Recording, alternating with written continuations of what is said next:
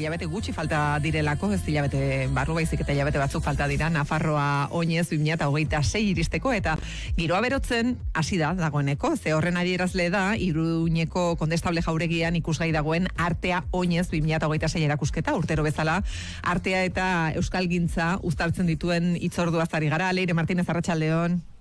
Kaixo Laia, bai, alaxe da, urtengo edizioa, 28. dugu, bidean bat gara lelopean, eta aurten oso begirada anitza du erakusketa honek, izan ere, feminismoa, imigrazioa, jasangarritasuna, eta gerra bezalako gai potenteak biltzen dituelako. Josu Reparaz, Nafarroko ikastolen elkarteko zuzendaria eta erakusketaren komisarioa zurekin da. Josu, arratsaldeon. Arratsaldeon. Beno, konta eguzu zer da zuretzat Artea oinez eta ze toki du Nafarroako ikastolen proiektuan? Bueno, Artea oinez niretzako da arte garaikidea erakusteko espazio bat, non gure artean sortuta, baina oso urrun bizi diren artista askorenak ikus ditzakegun, eta beraien begiradaren bitartez, iritsi gaitezke bizi dugun mundu hau pizka bat hobekiago ulertzera, edo beste begirada batetik begiratzera gutxienez. 77 artistek parte hartu dute, denak Euskal Herrikoak, naiz eta guztiak ez diren Euskal Herrian bizi, baina parekidetasuna da nagusi. Hori da, erakusketak izan du bilakaera bat, eta joan gara irizpide berriak sartzen, eta horietako bat izan da, urte askotan emakumeek bizi izan duten bazterkeria hori erreparatzea, eta gaur egun berdina da gizon eta emakumeen kopurua erakusketan. Erakusketan sartu bezain fite, zerekin egiten dugu tupust?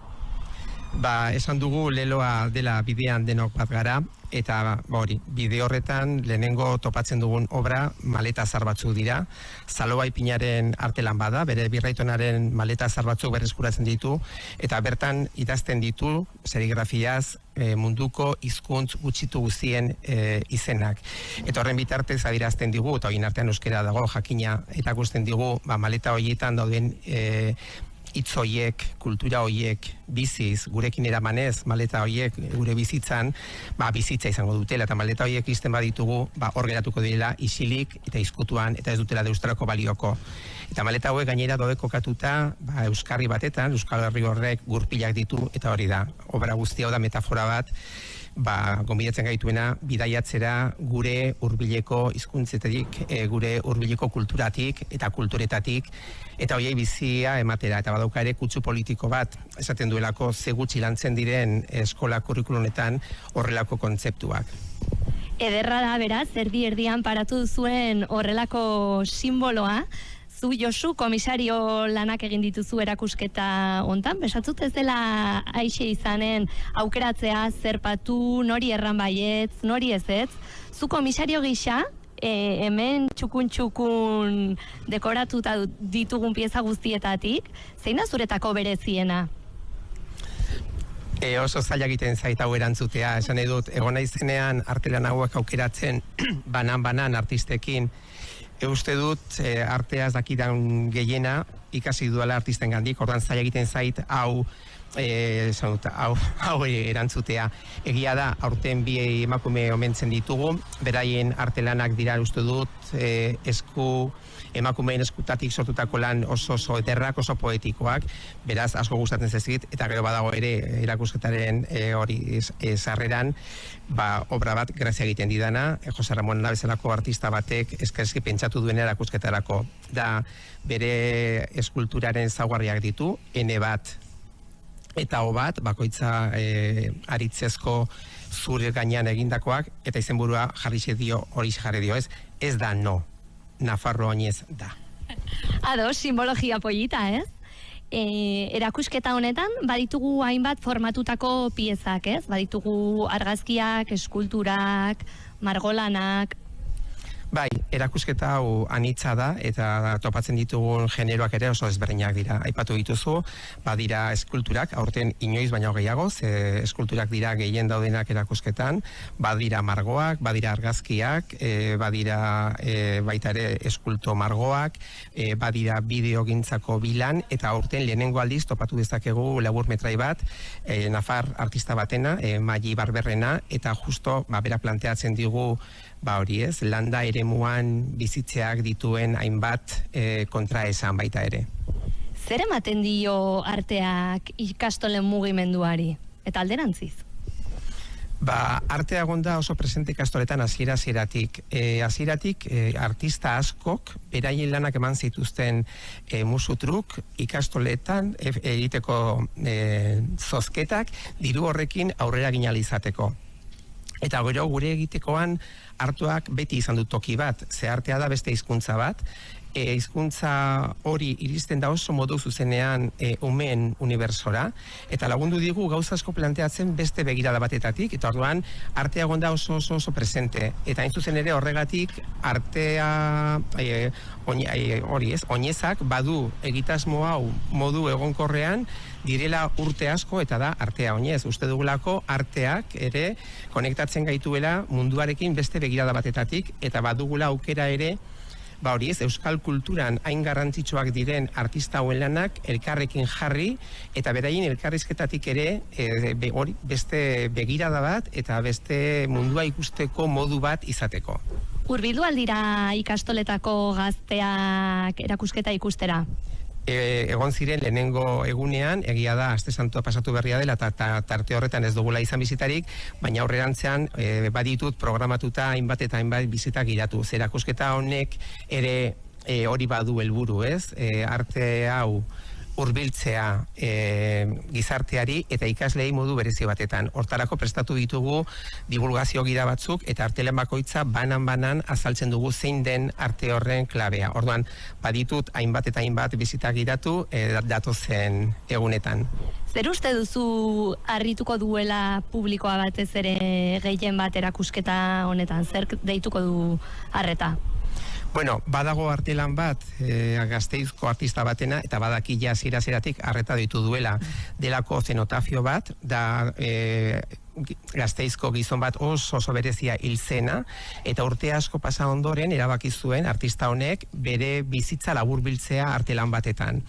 Eta artelana oso deigarria da, ze agertzen da bere burua oinarrian, hilea izan ordez zenbakiak ditu, ze bera zientifikoa zen, bizarran baditu hainbat pertsonaitzoren irudi txikiak, eta horren gainean hasten da eraikitzen bere anekdotak, bere bizipenak, bere gustuak. Lehenengoa da asto bat, berak esaten zuelako ainarraroa zela bere burari buruz, non merezi zuela izatea sari bat munduko pertsona astoenari, Oscar bat, hain zuzen ere esaten zuen, eta ordan hori irudikatzen du, eta horren gainean hasten dira eraikitzen hegazkin bat oso bidaizalea zelako, eta gero bere umetako haurtzaroko oroimenak, Gallita Maria bat, agertzen dira horrelako gauzak, eta gainean badauka horrelako matrioska antzeko bat, non pentsatu zen bere garaian, bere errautsak hor sartu zitezkela. Ordan honek ikasle izugarrizko grazia egin zien lehenengo egunetan, delako oso ikusgarria obra figuratibo bada, baina benetan deigarria da. Errautsak sartu zituen? Ez ziren sartzera iritsi, baina horretarako pentsatua zegoen. Ados, errandugu 72 lagun, denak Euskal Herritarrak, eta hoietako haunitz ez dira Euskal Herrian bizi, zergatik egin duzue autu hau?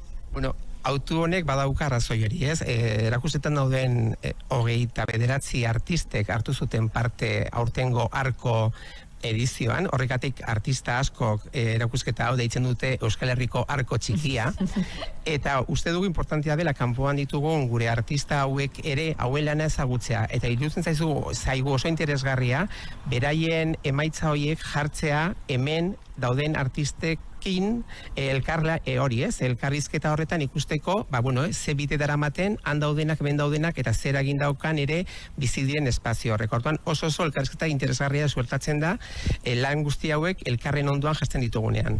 Eta Euskal Herriko arko txiki hau, noiz arte ikusiko dugu ikusgarri? Hemen egonen da maiatzaren 24 arte, beraz, oraindik badago garaia ikusteko, eta gero egongo da erakusketa paralelo bat Bianako kulturretxean ere. Ados? Nafarroa Oinez urriaren 18an iritsiko da, nola doaz prestaketa horiek? Bueno, horari dira, J Fuego lanean, aurten hori gainera formula berria da, ikastola txiki bat, ikastola handi batekin, festa ez da eginen ikastola dagoen eremuan, eta hori guretzako zerbait berria da, egingo delako zizur nagusian, ordan berrikuntza asko izango ditu, gutxinez antolaketari dagokionean, ilusio handiz ari dira, eta San Fermin ikastola erakusten ari da izugarrizko elkartasuna biana bezalako ikastola txiki batekin. Beno, hori urriaren 18an izango da, baina esan dugun bezala, Nafarroa oinez iritsi bitartean badira ekimenak, eta horietako bat artea oinez da. Maiatzaren 24 arte bisitatu ahal izango da Iruñeko kondestablearen jauregian, eta ondoren Bianako kulturetxean izango da ikusgai. Esandakoa, arko txikia nola galduko duzue. Josu Reparaz, Nafarroako ikastolen elkarteko zuzendaria eta erakusketaren komisario, eskerrik asko. Mila esker zuei. Agur. Aio. Galdetuko baliguten orden padezigan da. Lehenbiziko emakume euskaltzaina izan da. Usue ikastolari zen hori eman da. 60 urte joan da estan da. Sugar Mikel Atxmari, no naiz nona tarrari, nola ultra makargari emari. Geroaren eiztari, jain bertze belaunaldi, ingainaren buruzagi jostari. Buruz, bihotez, oinez euskaraz bizi nahi dugu. Buruz, bihotez, oinez da ibili mundu. Buruz, bihotez, oinez euskaraz bizi nahi dugu. Buruz, bihotez, oinez. Buruz, bihotez, euskaraz bizi nahi dugu. Buruz, bihotez, buruz mundu euskaraz. Bibi!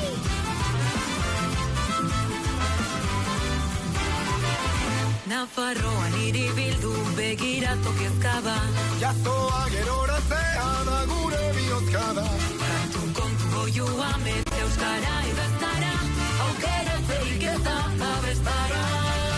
Sugar Mikel Asmari, no naiz nona tarrabi, nola ultra makargari emari. Geroaren eiztari, hain bertze belaunaldi, mingainaren buruzagi jostari.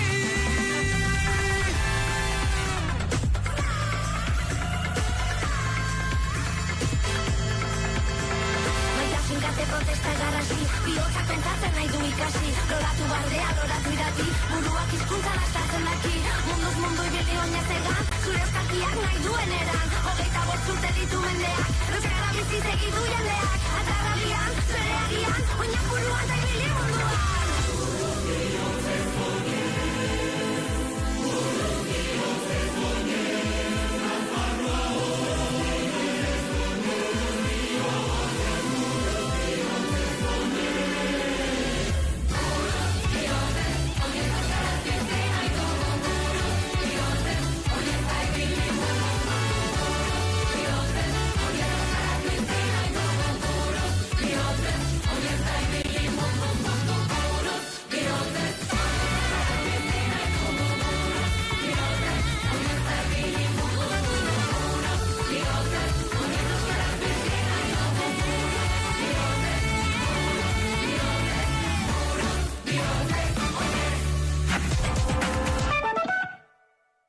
Euskal Energy, Eroski eta Kutz. Abesti berria entzuten ari gara, eta esan duen bezala urte amaierarako iritsiko da bere disko berria, lehenago, hilabete barru, hilabete gutxi falta direlako, ez hilabete barru baizik eta hilabete batzuk falta dira, Nafarroa oinez 2026 iristeko, eta giroa berotzen hasi da dagoeneko, ze horren adierazle da, Iruñeko kondestable jauregian ikusgai dagoen artea oinez 2026 erakusketa, urtero bezala, artea eta euskalgintza uztartzen dituen hitzorduaz ari gara. Leire Martínez, Arratsaldeon. Kaixo Laia, bai, alaxe da, urtengo edizioa, 28. dugu, bidean bat gara lelopean, eta aurten oso begirada anitza du erakusketa honek, izan ere, feminismoa, imigrazioa, jasangarritasuna, eta gerra bezalako gai potenteak biltzen dituelako. Josu Reparaz, Nafarroko ikastolen elkarteko zuzendaria eta erakusketaren komisarioa zurekin da. Josu, Arratsaldeon. Arratsaldeon. Beno, konta eguzu zer da zuretzat artea oinez eta zetoki du Nafarroako ikastolen proiektuan? Bueno, artea oinez niretzako da arte garaikidea erakusteko espazio bat, non gure artean sortuta, baina oso urrun bizi diren artista askorenak ikus ditzakegun, eta beraien begiradaren bitartez, iritsi gaitezke bizi dugun mundu hau pixka bat hobekiago ulertzera, edo beste begirada batetik begiratzera gutxienez. 77 artistek parte hartu dute, denak Euskal Herrikoak, naiz eta guztiak ez diren Euskal Herrian bizi, baina parekidetasuna da nagusi. Hori da, erakusketak izan du bilakaera bat, eta joan gara irizpide berriak sartzen, eta horietako bat izan da, urte askotan emakumeek bizi izan duten bazterkeria hori erreparatzea, eta gaur egun berdina da gizon eta emakumeen kopurua erakusketan. Erakusketan sartu bezain fite, zerekin egiten dugu tupust? Esan dugu leloa dela bidean denok bat gara, eta bide horretan lehenengo topatzen dugun obra maleta zar batzuk dira. Salobai Pinaren artelan bada, bere birraitonaren maleta zar batzuk berreskuratzen ditu, eta bertan idazten ditu serigrafiaz munduko hizkuntz gutxitu guztien izenak. Eta horren bitartez adierazten digu, eta horien artean euskera dago jakina, eta gusten digu maleta horietan dauden hitz horiek, kultura horiek biziz, gurekin eramanez, maleta horiek gure bizitzan, bizitza izango dutela, eta maleta horiek izten baditugu, hor geratuko direla isilik eta izkutuan, eta ez dutela deustrako balioko. Eta maleta hauek gainera daude kokatuta, euskarri batetan, Euskal Herri horrek gurpilak ditu, eta hori da, obra guztia da metafora bat, gonbidatzen gaituena bidaiatzera gure hurbileko hizkuntzetatik, gure hurbileko kulturatik eta kulturetatik, eta hoiei bizia ematera, eta badauka ere kutsu politiko bat, esaten duelako ze gutxi lantzen diren eskola kurrikulunetan horrelako kontzeptuak.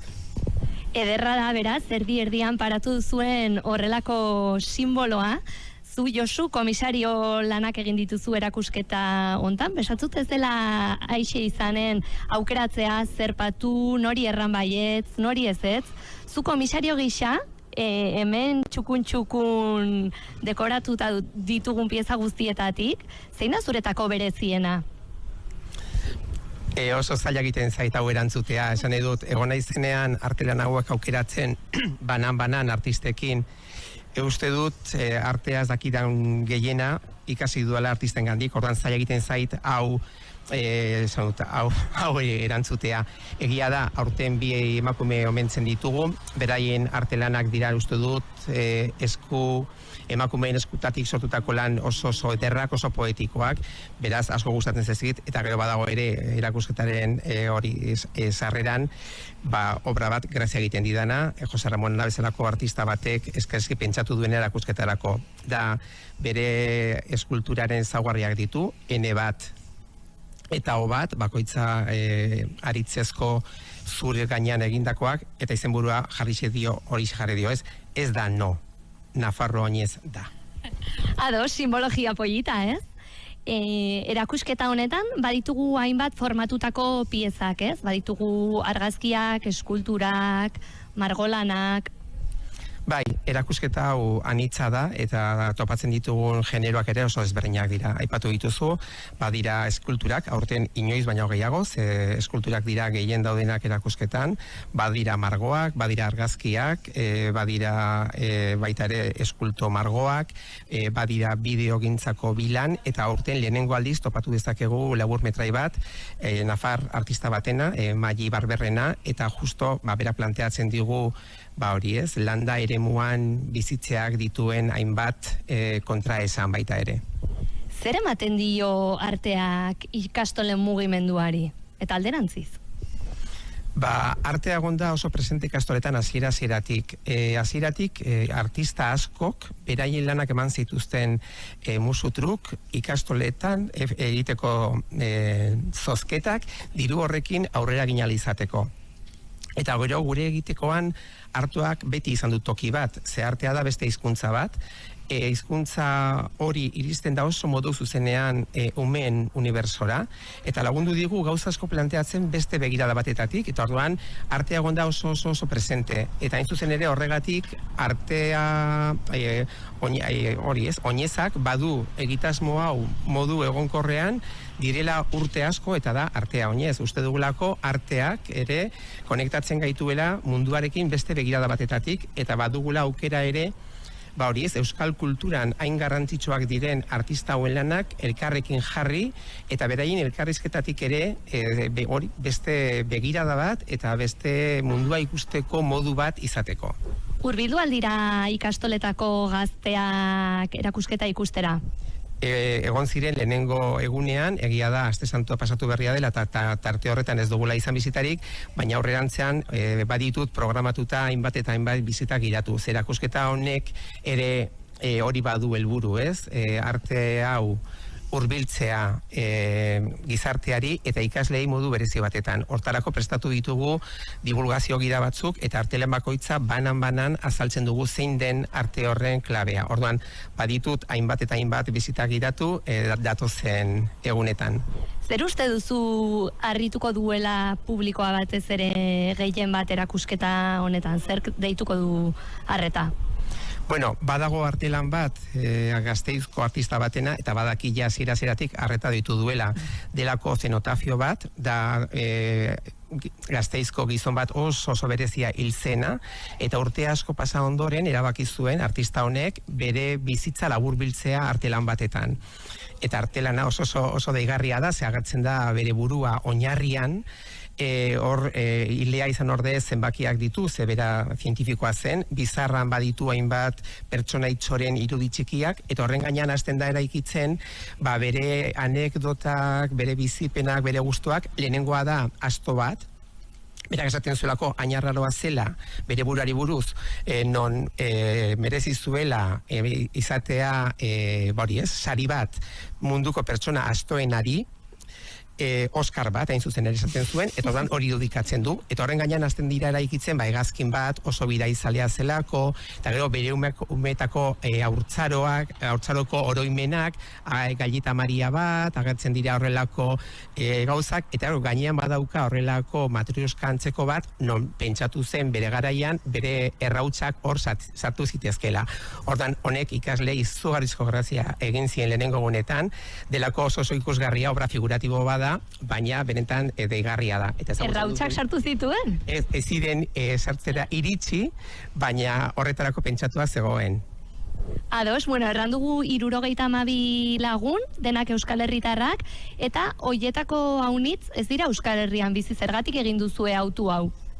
Autu honek badauka arrazoi hori, ez? Erakustetan dauden 29 artistek hartu zuten parte aurtengo arko edizioan, horrekatik artista askok erakusketa hau deitzen dute Euskal Herriko arko txikia, eta uste dugu importantea dela kanpoan ditugun gure artista hauek ere hauen lana ezagutzea, eta iruditzen zaigu oso interesgarria beraien emaitza horiek jartzea hemen dauden artistekin elkarrizketa horretan ikusteko, ze bide daramaten, han daudenak, ben daudenak, eta zer egin daukan ere bizi diren espazio horrek. Orduan oso elkarrizketa interesgarria suertatzen da, lan guzti hauek elkarren ondoan jasten ditugunean.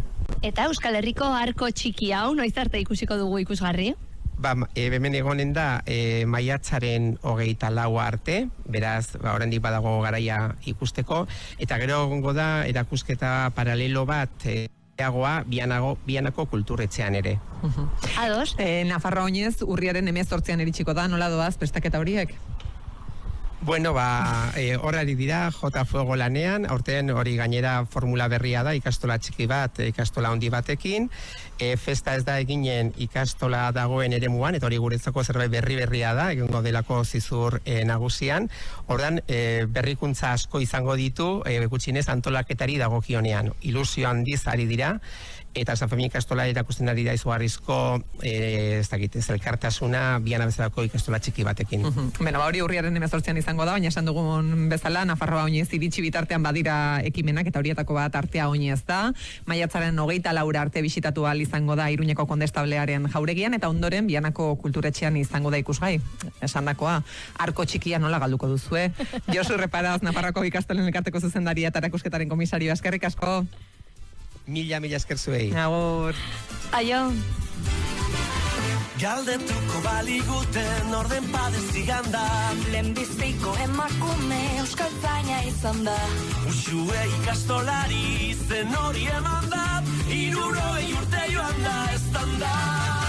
Sugar Mikel Asmari, no naiz nona tarrabi, nola ultza makargari emari. Geroaren eiztari, jain bertze belaunaldi, ingainaren buruzagi jostari. Bihotzez, oinez euskaraz bizi nahi dugu buruz. Bihotzez, oinez nahi bili buruz. Bihotzez, oinez euskaraz bizi nahi dugu buruz. Bihotzez, oinez. Buruz, bihotzez. Oinez. Euskaraz bizi nahi dugu. Buruz, bihotzez. Oinez. Buruz, euskaraz. Gini.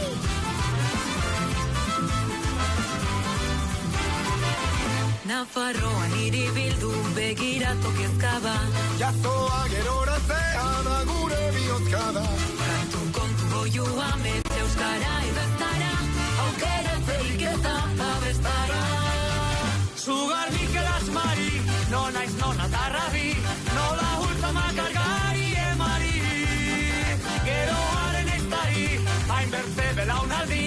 Mingainaren buruzagi jostari.